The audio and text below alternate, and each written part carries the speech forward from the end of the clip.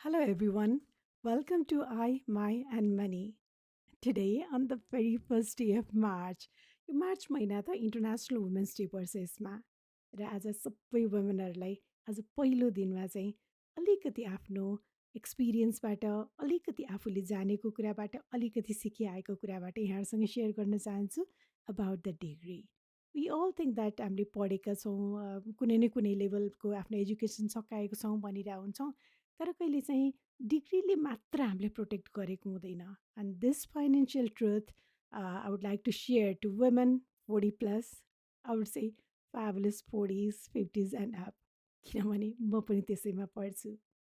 हामी सबैले चाहिँ आफूले पढ्नको लागि एकदम दुःख गरेर पढेका हुन्छौँ। करियर पनि बनाएका हुन्छौँ, बालबच्चा पनि हुर्काउँदै आइरहेका हुन्छौँ र सबैजनालाई परेको बेला we supported every one else. तर यसो सुनिहेर्दा एउटा अनकम्फर्टेबल एउटा सत्य के छ भनेदेखि हाम्रो एजुकेसनले मात्र यो education only it will not pay your medical bills. हाम्रो कन्फिडेन्स जत्तिकै भए पनि त्यसले चाहिँ हामी बिरामी भएको बेलामा त्यसले त सन्चो गर्दैन।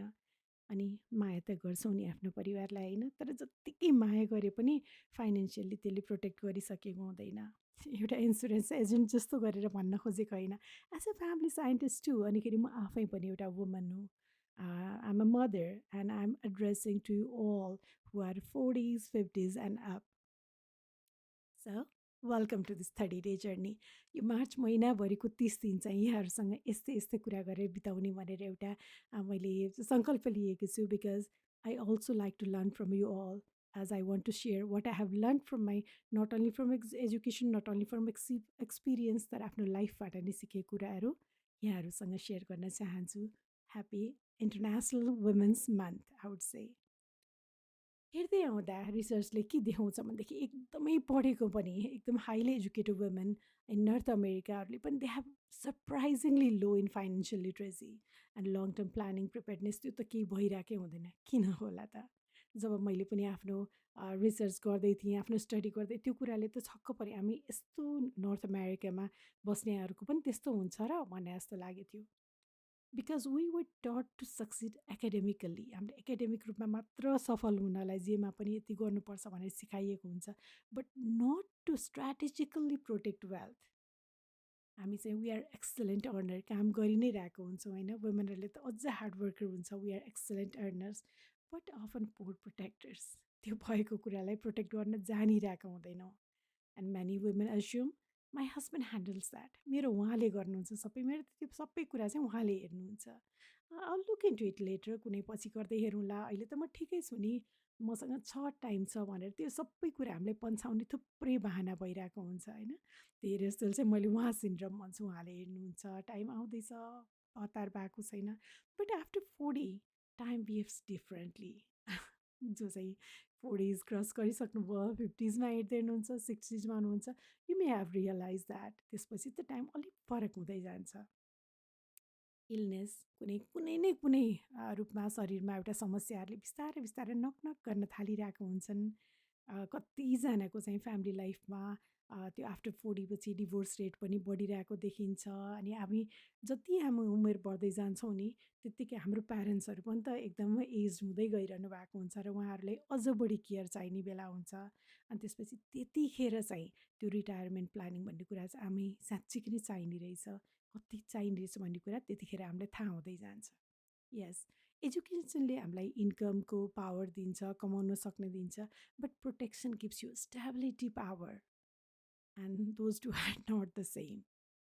इमेजिन दिस एकछिन सोचिहेरौँ है त यदि तपाईँलाई केही भएर चाहिँ you get a diagnosis tomorrow not fatal just limiting एकदम ठुल्ठुलो कुरा नै नभए पनि एकदम केही न केही त देखियो भनेपछि 6 महिना तपाईँले काम छोड्नु पर्यो मानौँ नपरोस् तर यदि त्यो परेको भनेदेखि के हुन्छ त त्यसपछि कसले मोर्गेज तिर्छ घरको जति ठुलो घर त्यति ठुलो मोर्गेज भनिन्छ who pays the mortgage who coordinates care for your parents elderly प्यारेन्ट्सहरू हुनुहोला उस उहाँहरूको लागि कसले गर्छ त आफ्नो त्यो रिटायरमेन्ट प्लानको अगाडि नै झिक्नु पऱ्यो भने चाहिँ कसरी त त्यसले कसले त्यसको प्रोटेक्ट गर्छ त यो डराउन खोजेको होइन प्रिपेयर गर्नलाई यसो सोची हेर्नुहोस् भनेर just this is just preparedness best.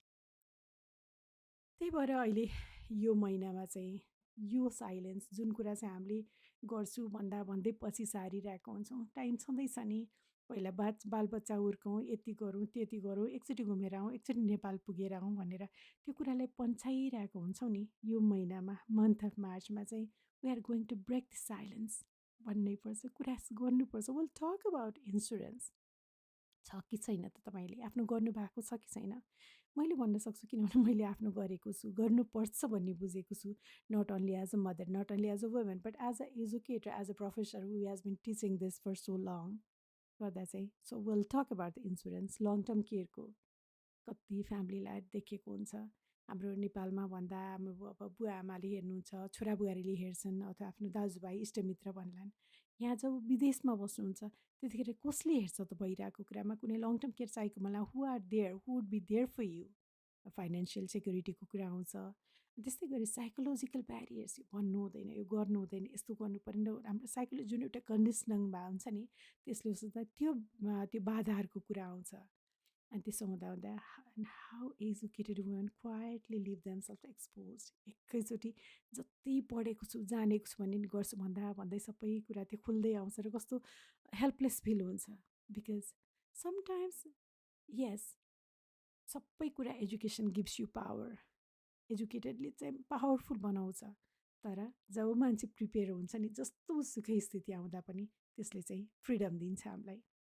So if you are woman 40 plus and you want clarity, तपाईँ 40 क्रस गरिसक्नुभयो, हिँड्दै हुनुहुन्छ, 50मा पुग्नुभयो, हिँड्दै हुनुहुन्छ भनेदेखि, and if you want clarity not confusion, दोधारमा होइन, कुनै क्लियर हुनु परेको छ भने stay with me for this 30 days. यो 30 दिनसम्म चाहिँ मसँगै यात्रामा हिँड्नुहोस् है, किनभने यो यात्रा तपाईँको मात्र होइन, मेरो पनि यात्रा हो। And if this message state something in you, तपाईँको भित्र केहीलाई छोयो, हो त नि, मैले पनि त आफ्नो सोच्नु पर्थ्यो, मैले पनि आफ्नो केही हेर्नु पर्थ्यो भनेदेखि द्याट इज नट फियर, डर नभन्नु होला। That is there is a awareness waking up, तपाईँको एउटा चेतना, एउटा भित्र जागा भइरहेछ। So stay tuned for that and be with me. Thank you, I, my, listening to this I, my, and money.